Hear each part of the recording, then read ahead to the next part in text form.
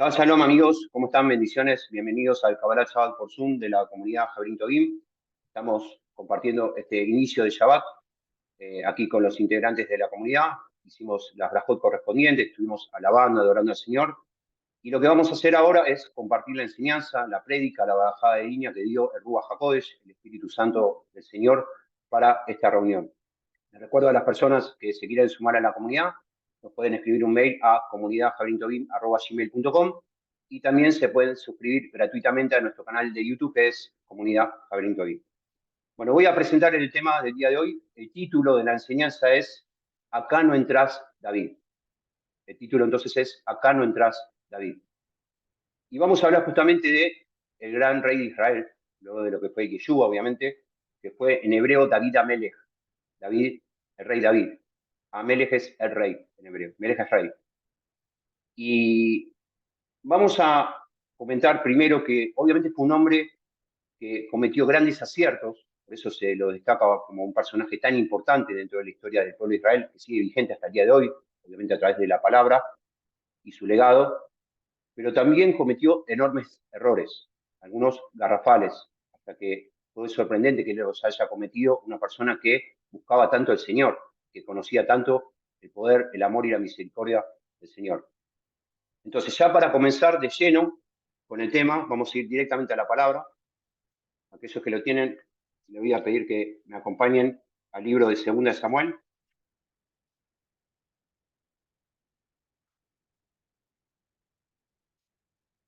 Vamos a ir al capítulo,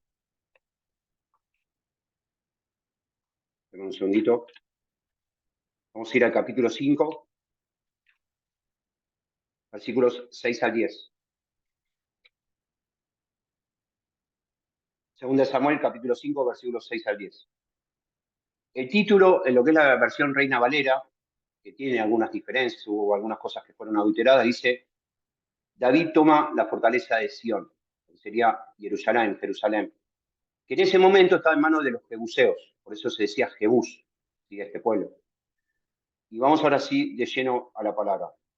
En los versículos, a partir del 6 al 10, estamos en 2 Samuel, capítulo 5, dice, y marchó el rey con sus hombres a Jerusalén, contra los jebuseos que habitaban en aquella tierra, los cuales habían hablado a David diciendo, no podrás entrar aquí, ese es el título de la enseñanza, David, acá no vas a entrar, acá no entras, David, no podrás entrar aquí, pues hasta los ciegos y los cojos te rechazarían gritando, David no entrará aquí.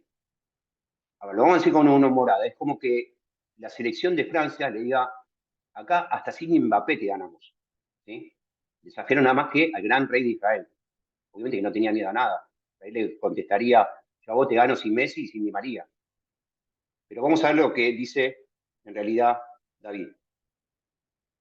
Pero David, estamos en el versículo 7, capturó la fortaleza de Sión, que es la ciudad de David, y en aquel día, dijo David, todo el que quiera herir a los jebuseos, suba por el acueducto y lléguese a los cojos y a los ciegos, a los cuales el alma de David aborrece, por cuanto el ciego y el cojo dijeron, no entrarás en casa.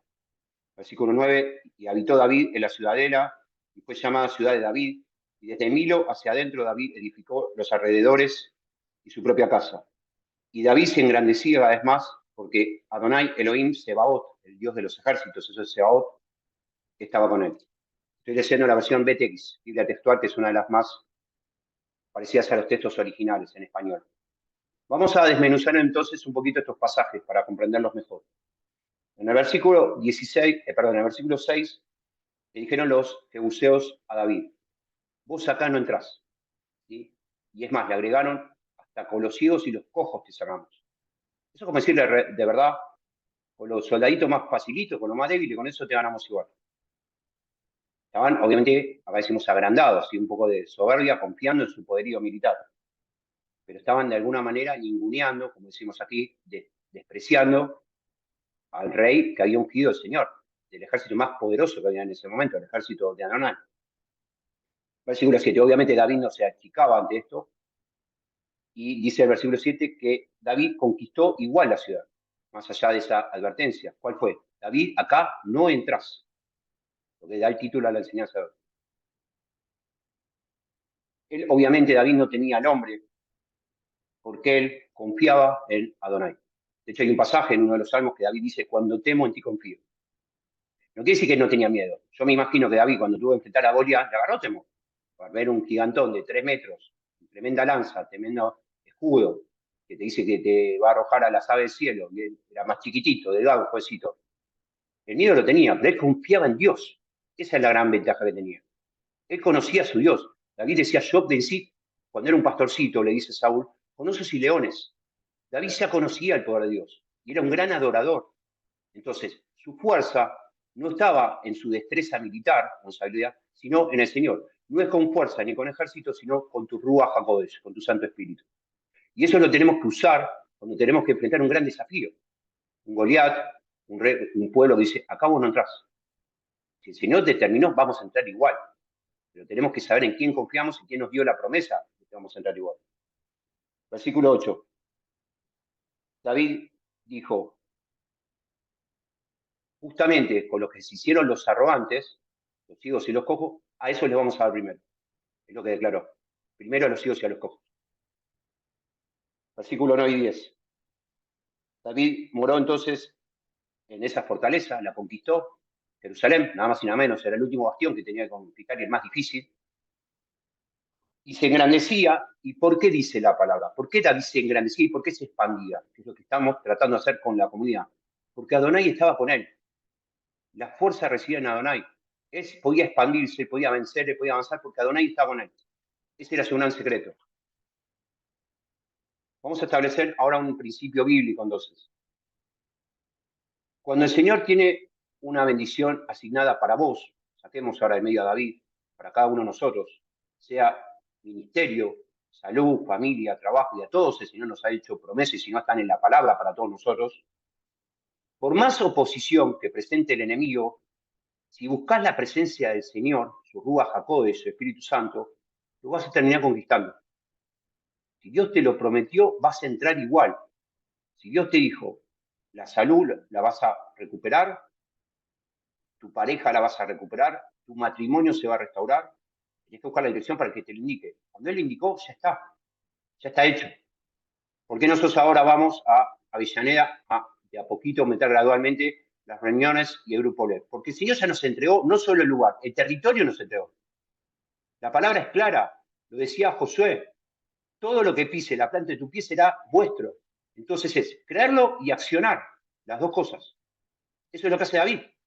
Le crea al Señor que Jerusalén ya le pertenece a Israel y después acciona, avanza. A pesar de la barabuconada del enemigo, como le hizo Goliat o como le hacen los jebuseos. Acá no te gano con lo de segundo. No, yo voy con Adonai. Entonces, acá hay un tema. En este primer ejemplo, después vamos a ver otro sobre la vida de David, encontramos al David que es fácil de amar. ¿Por qué? ¿Por qué es el David fácil de amar? Era el rey casi perfecto. Era el valeroso, el guerrero valiente, era el hombre que confiaba a ciegas en el Señor, era el estratega militar, era el líder que todos queremos tener. Y es fácil amar a esa gente. Todos amamos a alguien así. Ahora, ¿qué pasa cuando David falla? Porque falló y muy feo. Ahí se complica la historia. Y a todos nos ha pasado. Cuando te va bien, te aman todos. Y cuando te va mal, cuando te equivocaste muy feo, y cuando eres un ejemplo y te equivocaste peor todavía, y cuando te falló tu esposo, y cuando te falló un hijo, y cuando te falló un profesor, y cuando te falló un líder, ¿qué hacemos ahí? Dios te jamás no. Y vamos a ver con David. Y cuando fue uno el que falló, y pensaste que no te iba a pasar, ¿qué pasa cuando este hombre, al igual que nosotros, David, en este caso a David Amelech, el gran rey David, falla? Vamos a ver primero lo que dice Primera de Corintios, capítulo 10, versículo 12. Así que el que piense estar firme, mire que no caiga. Parece muy fácil de comprender, ¿no? Dice, bueno, estás firme, cuídate y no caigas. Pero en realidad es una advertencia, te está diciendo, es muy probable que caigas. Es muy probable que caigas. Porque aunque 7 veces caiga el justo, dice otro pasaje, otras 7 se levantará. Ahora, ¿esto es licencia para pecar? No, claramente no. Sin santidad nadie verá al Señor. Lo que dice es, aunque caigas, arriba otra vez. No te podés quedar en me caí, fallé, no se termina la historia. Eso es una piedrita en medio de un desierto que tenés que conquistar, o una tierra. Todos sabemos que el gran rey David de Israel pecó terriblemente con Betsabé. Fue terrible lo que hizo.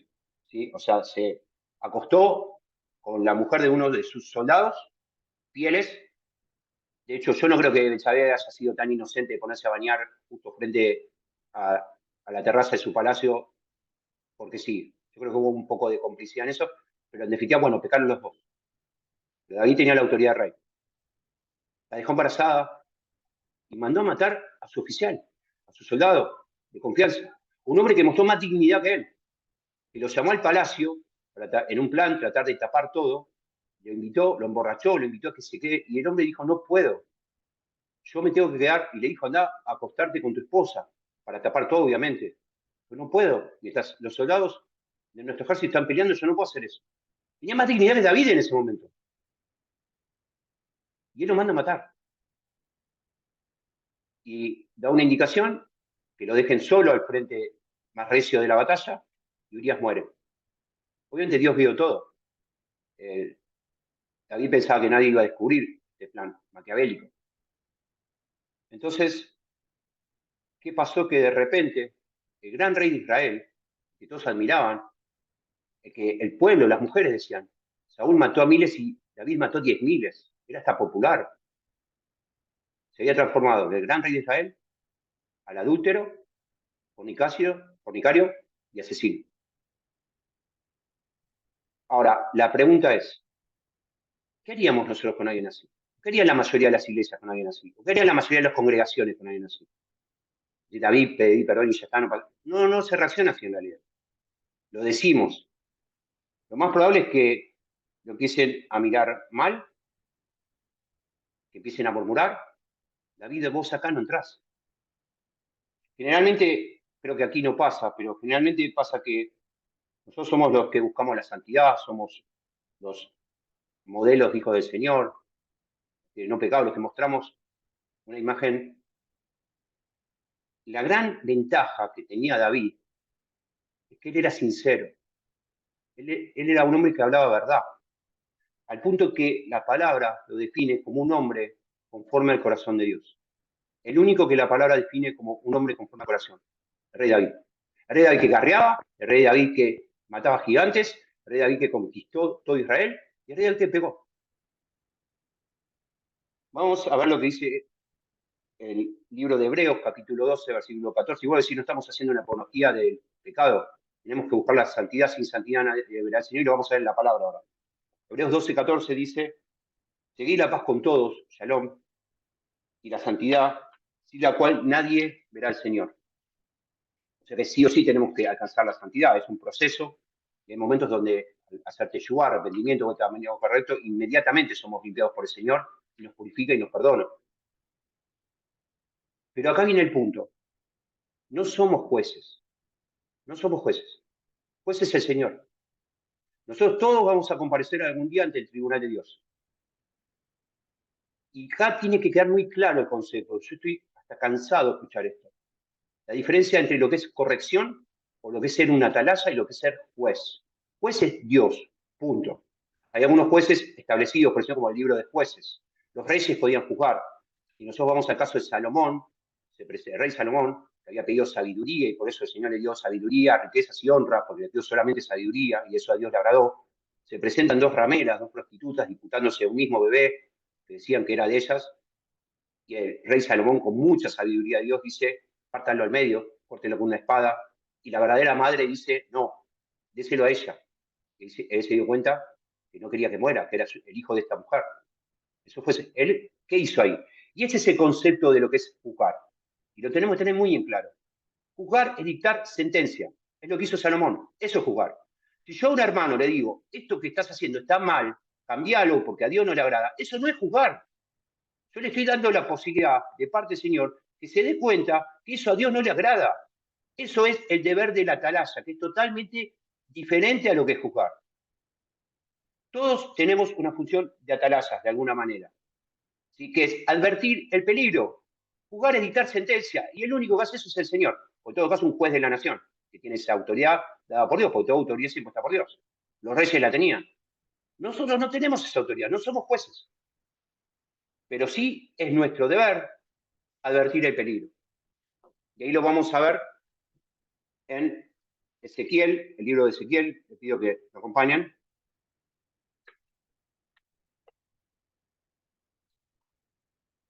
Capítulo 33, versículos 1 al 9. Justamente el capítulo se llama El atalaya de Israel. En la versión Reina Valera creo que dice el deber del atalaya. Vamos a definir primero qué es un atalaya. Antiguamente, en los fortines, en los palacios, en cada esquina había una torre donde se paraba un centinela y ese era el atalaya, el que veía el peligro, por ejemplo, de un ejército invasor y tenía que avisar al rey y al pueblo que había peligro. Si él no avisaba, la responsabilidad de la muerte de la gente que después moría de adentro de esa ciudad o ese palacio o esa gente que estaba acumulada, corría por parte del atalaya, porque no advirtió el peligro. Eso es lo que nosotros hacemos cuando decimos a un hermano, esto no lo tenés que hacer. Eso a Dios no le agrada. Eso no es juzgar. No estamos declarando vas a ser salvo o no vas a ser salvo. No hay una sentencia. Juzgar es dictar sentencia. Es lo que hizo Salomón. Este hijo es de ella, no tuyo. Nosotros no tenemos esa autoridad. Por eso la palabra dice, así como juzgaste, serás juzgado. Porque cuando lo hacemos, estamos haciendo algo que no nos corresponde. Entonces vamos a recibir juicio. Pero el atalaya tiene que obedecer la indicación de advertir el peligro. Vamos a verlo claramente en la palabra. Ezequiel 33, del 1 al 9. Vino a mí palabra de Adonai diciendo, hijo de hombre, habla a los hijos de tu pueblo y diles, cuando yo traiga la espada sobre la tierra, si el pueblo de la tierra escoge a un hombre de entre ellos y lo pone por atalaya, y él divisando la espada que avanza sobre la tierra, da la alarma al pueblo a toque de trompeta. Trompeta es el shofar, ¿sí? El cuerno de carnero. Cualquiera que al oír el toque de la trompeta no se aperciba, será responsable de su propia sangre cuando la espada llegue y lo traspase. El sonido de la trompeta oyó, pero no se apercibió de su sangre, recaerá sobre él mismo, en tanto que si se hubiera apercibido habría librado su vida. Pero si la atalaya divisa la espada que avanza y no toca la trompeta y el pueblo no se apercibe y llega la espada y traspasa a alguno de ellos, este será tomado por causa de su pecado, pero yo demandaré su sangre de su mano de la atalaya, es lo que acabo de explicar. Asimismo, es contigo, hijo de hombre, y esto es para cada uno de nosotros, por eso dice es contigo. No está diciendo es con el líder, es con el rey, es contigo, con cada uno de nosotros. Somos todos atalayas. Hijo de hombre, yo te he puesto por atalaya a la casa de Israel, y oirás la palabra de mi boca. Cuando yo diga al impío, impío se comete impiedad, te viene impío. De cierto morirás, y tú no le adviertes de ello, para que, aparte de su mal camino, el impío morirá por su pecado. Pero yo demandaré su sangre de tu mano. Si yo no aviso el pecado de la persona y le pasa algo, la sangre de esa persona cae sobre mí, porque no la advertí. ¿Dónde está el juicio? Es el deber de la atalaya. Pero si tú adviertes al impío para que se aparte de su mal camino, y él no se aparta de su camino, él morirá por su pecado, pero tú habrás librado tu alma. Ahí es al revés. Si yo sí le aviso y él no cambia, ya es un tema de él. Ese es el deber de la atalaya. ¿Y sabes por qué lo digo? Porque estoy harto de las poblaciones. No me juzgué, no me... ¿Qué te estás jugando, hermano? Esto no lo tenés que hacer porque la palabra dice que no lo tenés que hacer. Punto. No es juicio eso. Juicio es el Señor. Es más, estás evitando que eso algún día tenga que dar explicaciones cuando sí esté en el juicio frente al Señor, por haber pecado y desobedecido. No quería escuchar la advertencia. Entonces, es muy difícil, muy diferente, perdón, corregir o señalar el error para modificarlo que juzgar.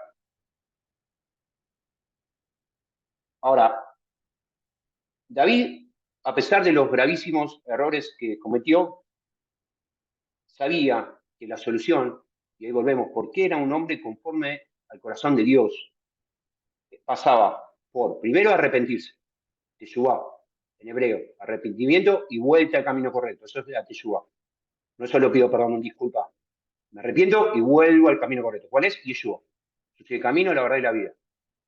Ninguna condenación hay para los que están en Yeshua Mashiach. Cuando vos estás en el camino, no hay condenación, pero tenés que estar en el camino, lo dice la palabra. Si no, sí hay condenación. Cuando uno tiene temor a las malas consecuencias, porque se alejó del camino. Cuando vos estás en Yeshua, ninguna condenación hay para los que están en Yeshua y eso te va a quitar kilómetros de culpa. Cuando uno peca y vos volvés con Yeshua, no hay condenación. Consecuencias siempre va a haber, porque hay las decisiones buenas o malas tienen consecuencias siempre. Pero siempre el Señor es mucho más misericordioso y nos perdona y dice que arroja los pecados al fondo del mar y nunca más tiene memoria de eso. Eso está escrito. ¿Por qué el Señor David le agradaba su corazón al Señor? Teshuvá, era sincero. David habló enseguida, lo vamos a ver después en el Salmo 51. Contra ti he pecado. Él no era Saúl. La culpa la tiene el pueblo, la culpa la tiene mi ejército. Hónrame delante de los hombres. David no era así. Señor, me equivoqué, perdóname. Me arrepiento de corazón. Yo hoy cometí el pecado. Cuando vos tenés que hablar con un hermano, tenés una diferencia. No tenés que dar vueltas y qué le digo. Tenés que ir a hablar sinceramente. Las cosas son así. Estad en paz con todos en cuanto a ustedes dependa. Si depende de vos, tenés que ir y hablarlo. Te equivocaste en algo, no cumpliste un horario, no cumpliste con una obligación. Vas y lo hablas. Lo que vos ocultás siempre es mucho más difícil de remontar. Porque Dios es luz. Y tarde o temprano vas a ir a la luz. Lo vas a tener que hablar igual. Pero las consecuencias son peores. David, lo vamos a ver en Salmo 51, inmediatamente que es confrontado por Natán, va y se arrepiente. Escribe el Salmo 51. Y ahora vamos a ver eso. Lo vamos a leer completo porque es un salmo apasionante, donde muestra el corazón totalmente puro de un hombre que había cometido unos pecados garrafales. Y creo que ni vos ni yo vamos a cometer nunca. Pero, Salmo 51. Notemos lo que dice la introducción del salmo, que a veces uno lo pasa por alto. Al director del coro, Salmo de David, cuando el profeta Natán vino a él, ¿cuándo? Después de haber llegado a Betsabé. Enseguida, lo va a confrontar Natán. ¿Y qué hizo Natán? El deber de la atalaya. No lo juzgues, ese rey. Le fue a decir a Atalaya, vos hiciste esto, está mal. Y Dios lo vio. Se tiene que arrepentir. ¿Qué hace David? Enseguida, arrepentimiento, Teshuvá, y compone el Salmo 51. Y vamos a ver de la manera en que él declara su arrepentimiento. Por eso era un hombre conforme al corazón de Dios. Totalmente sincero, totalmente consternado por lo que hizo. Aparentemente Saúl cometió pecados terribles, pero eran más leves de lo que hizo David. Sin embargo, Saúl fue desechado y David fue perdonado. Y Dios lo mantuvo en el reino. Hubo también guerra entre las familias, murieron hijos, pasaron consecuencias. Pero le mantuvo el reino y no lo mató. David tenía que morir por lo que hizo. Oh Elohim, Salmo 51, ten misericordia de mí conforme a tu misericordia, conforme a tu inmensa compasión, borra mis transgresiones. Lávame más y más de mi maldad y purifícame de mi pecado. Y ahí está, porque yo reconozco mis rebeliones y mi pecado está siempre delante de mí. Yo me equivoqué, sí, me hago cargo. Contra ti solo he pecado y eso es lo malo delante de tus ojos, para que seas reconocido justo en tus palabras y reivindicado cuando sentencias. Ahí está. La sentencia la da el Señor, no los hombres. Él es juez. He aquí, en maldad fui formado y en pecado me consiguió mi madre. He aquí tú deseas la verdad en lo íntimo, por tanto en lo secreto hazme conocer sabiduría. Fíjense que además el Señor lo trató en lo privado, no lo hizo avergonzar. Le dijo adelante del pueblo, David, contá lo que hiciste con Betsabé. Lo agarró aparte. Consecuencias las pagó, pero lo agarró aparte. Es un padre que ama. Y que crea en mí no será avergonzado, dice la palabra. Y acordate de ese pasaje. He aquí tú deseas saber lo íntimo, por tanto de los secretos me conocer sabiduría. Purifícame con hisopo y seré limpio. Lávame y quedaré más blanco que la nieve. Hazme oír gozo y alegría, y regocíjese los huesos que abatiste. Aparta tu rostro de mis pecados y borra todas mis iniquidades. Oh Elohim, crea en mí un corazón limpio y renueva un espíritu recto dentro de mí. No me eches de tu presencia, no quites de mí tu Ruach HaKodesh, tu Santo Espíritu. Y acá está el secreto. David le dice, devolveme el gozo. Yo necesito el gozo otra vez. David sabía que no iba a ser salvo, que no iba a perder la salvación. Sabía que era un escogido. Pero dice, necesito el gozo otra vez. Necesito sentir paz. Necesito shalom en mi vida. Restitúyeme el gozo de tu salvación y un espíritu noble me sustente. ¿Cuál será la consecuencia si Dios hace eso? Acá la dice. ¿Para qué quiere eso? Así enseñaré a los transgresores tus caminos y los pecadores se convertirán a ti. No está pensando en él.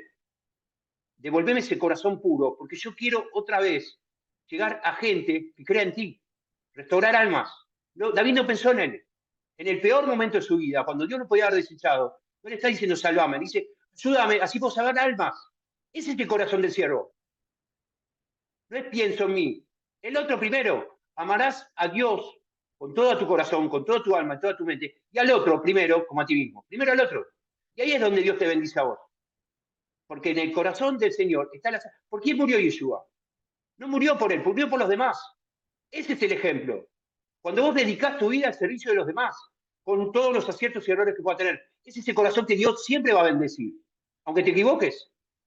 Por eso lo perdonó a David. Si no entendemos eso, no entendimos nada. Podemos estudiar la palabra años y años, no entendimos nada. Estamos al servicio de la gente. No he venido a que me sirva, sino a servir, dijo Yeshua. David lo tenía claro eso. Devolveme el gozo, así puedo enseñarle a los pecadores el camino de que vos me estás mostrando a mí. Líbrame del delito de sangre, oh Elohim, Elohim de mi salvación.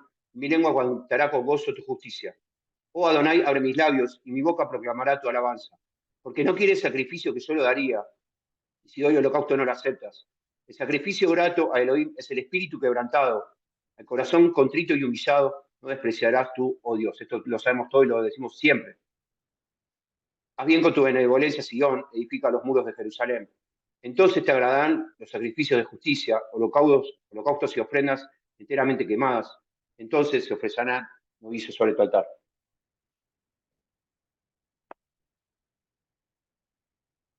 Tenemos que contextualizar por qué es tan importante el Salmo 51. Porque estamos leyendo el Salmo del rey más grande que tuvo Israel, después de Yeshua, en el momento más crítico de su vida, donde estaba en juego nada más y nada menos que su vida y su reinado, su dinastía.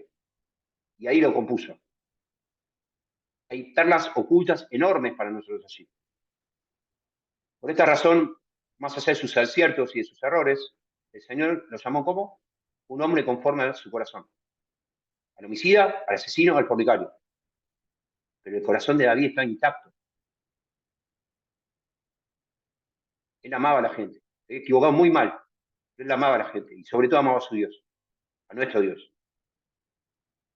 Probablemente en muchos lugares, y acá viene de nuevo el título de la enseñanza, no dejarían entrar un hombre así. Vamos a dejar un hombre adúltero, fornicario, asesino. Hola, vengo a Jabrín. Y dirá ese currículum. Probablemente lo dejaremos entrar, pero más de uno pensaría mal, ¿no? Acá buscamos al Señor, acá alabamos a Dios, acá enseñamos la palabra pura de la raíz hebrea. Pero notemos lo que dice el Señor de alguien así. No solo de David, en general. Isaías capítulo 1, versículo 8. Venid luego, dice Adonai. Y lo que hizo David después de pecar. Venid luego de pecar. Y estemos a cuenta. Si vuestros pecados fueran como la grana, como la nieve serán emblanquecidos. Aunque sean rojos como el carmesí, vendrán a ser como blanca lana. Esas promesas para cada uno de nosotros, creo que la conocemos. Ahora, para reflexionar, tal vez conozcas a alguien que cometió pecados complicados, seguramente no tanto como David, pero por ahí complicado, ¿no? Nosotros somos de catalogar los pecados. Pecado es pecado. La palabra habla que hay pecado de muerte, pecado no, pero siempre dice la paz, pecado es muerte, pecado es pecado. En definitiva son pecados al fin. Ahora, acá está el punto que tenemos que aprender también. No culpes a quien lo padece. No hay que culparlo. Y no te culpes a vos mismo, que bueno, suele perseguir mucho tiempo cuando pecamos. ¿Cuál es la actitud correcta? Ayudarlo a volver al Señor. Somos especialistas en juzgar. Ayudarlo a volver al Señor. Yo te voy a ayudar. A mí me pasó en un momento. Dios me levantó, Dios me sacó. Es un hermano, es un guerrero igual que vos. Es un soldado que cayó. ¿Qué vamos a decir? David desechado, ya está, no se más. Al gran rey de Israel, el estratega que conquistó todo el país. Y sobre todo, ayúdate a vos a hacerlo. El Señor siempre te va a dar la mano. Pero a veces nosotros no la tomamos. nos quedamos en el bajón. Acá decimos por el bajón, hundidos. Fallé, me equivoqué y nos condenamos solos. No, enseguida, buscá al Señor, sincero. Listo, Señor, me equivoqué, ya está, salís. ¿Qué haces? Me equivoqué. No quise, no sé qué me pasó, me equivoqué. ¿Qué padre no va a entender eso? Si es un padre perfecto. Señalarle el error si es necesario, es el deber de la atalaya. Si hay un hermano, un amigo, mira, esto no lo hagas. La Torá, el hija, ya te dice, no lo tenés que hacer. O fíjate qué es lo que vos o yo tenemos que modificar. Por cuanto todos pecaron, fueron destituidos de la gloria de Dios. Acá lo único que la tiene clara es Yeshua, el Señor. Después somos todos pecadores. Algunos más, algunos menos, pero si no, no estaríamos acá, estaríamos ya con el Señor. Porque volvemos, hay que buscar la santidad. Sin santidad nadie verá al Señor, ¿sí? Y ahora sí, vamos a hablarle como le hablaría el Señor a David, o a cada uno de nosotros, suponiendo que tomamos un minutito en lugar de David. Porque sabes una cosa, David, dijeron que no puedes entrar. Te lo dijeron los jebuseos, te lo dicen en muchos lugares, en muchas congregaciones, pero sí que puedes entrar. Porque vas a superar esta prueba. Ya pasó, la vas a superar. Y vas a superar muchas más que también se van a presentar, porque no es la única que vas a tener que superar. Pero yo, dice el Señor, te prometí un destino de grandeza, David. Y si querés ponerle tu nombre, el de cada uno de los que está acá, o el mío. Yo te prometí un destino de grandeza. Y no te dejaré, dice la palabra, hasta que haya hecho lo que te he dicho. Y cerramos con este pasaje. Primera de Tesalonicenses, capítulo 5, versículos 24. Fiel es el que os llama, y si estás acá es porque el Señor te llamó.